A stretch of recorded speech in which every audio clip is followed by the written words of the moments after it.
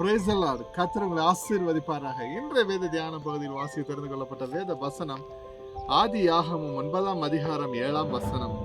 நீங்கள் பலுகி பெருகி பூமியிலே திரளாய் வர்த்தித்து விருத்தியாகுங்கள் என்றார்.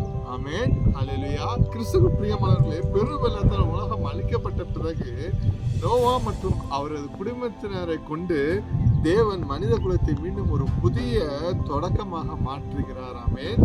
தேவன் ஆதாமு கொடுத்த அதே கட்டளையை மீண்டும் இங்கு உறுதிப்படுத்துகிறார். இது மனித குலம் அழிந்து போகாமல் பூமியில் எல்லா பகுதியிலும் பல்லுகி பெருகி பரவி வாழ வேண்டும் என்ற தேவ சித்தத்தை நமக்கு இங்கு தெளிவாய் விளக்குகிறது.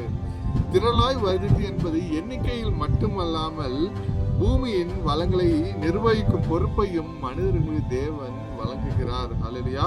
இது நோவாவுடன் தேவன் ஏற்படுத்திய உடன்படிக்கையின் முக்கிய அங்கமாகும். மனித உயிர்களின் மதிப்பையும் அவர்கள் பூமியில் தலைத்தோங்க வேண்டும் என்பதையும் தேவன் இது மூலம் வலியுறுத்துகிறார். நம்ம அழைத்த தேவன் உண்மை உள்ளவர். கர்த்தராகிய இயேசு கிறிஸ்துவின் கிருபை உங்கள் அனைவரோடு கூட இருப்பதாக. ஆமென்.